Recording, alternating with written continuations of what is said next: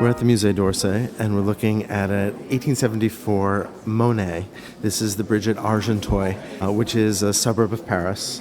Where Monet lived briefly. And was accessible to Paris by the train. And this is the new suburbs that are made possible by not only the wealth of the city, but also of the industry of this time. And a place where people would go to escape the intensity of urban life in Paris and go boating and go fishing and go picnicking. And you can see from this painting how fun that would be here. Yes. What really comes across is just the brilliance of the light on the summer day. Monet is really discarding hundreds of years of tradition of the way that one would paint trees and water, and it has found a new method for painting outdoor light. And remember, he's painting this out of doors too. This is a painting painted en plein air. This is the height of Impressionism. 1874 is the year of the first Impressionist exhibition, and Monet has, as you said, discarded an entire tradition, turned painting on its head by saying, what's important is not the thing that I'm painting, but it is the optical experience of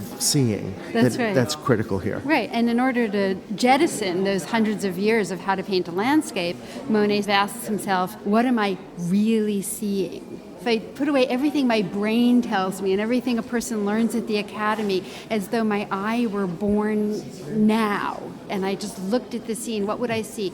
Patches of green, patches of bluish green, dabs of purple.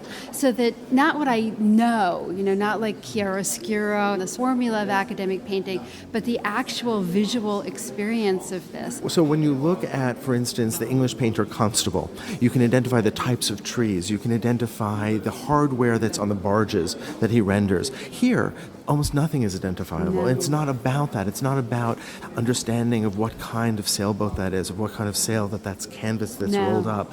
None of that's important. In fact, as you said, the water, there are parts of it that could be a green lawn in another context. But in fact, it's just the reflective qualities of that surface. Right. He's thought, I see a dab of green. I see a dab of blue. You have an intensity of color. I mean, he's using these colors that would never be seen in academic landscape painting. Because they would have always been muted. They would have mixed. been, that's right. Here, they're just the same in the foreground as they are in the background. For example, that green that we see in the water, that's the shadow of the tree, is just as green and just as deep as the tree itself. And so there's a kind of flattening that happens here that I think looked very radical in the 1870s, and a kind of sketchiness and a looseness to the brushwork that made it not look like a finished painting. Now, landscape painters had done studies out of doors for hundreds of years.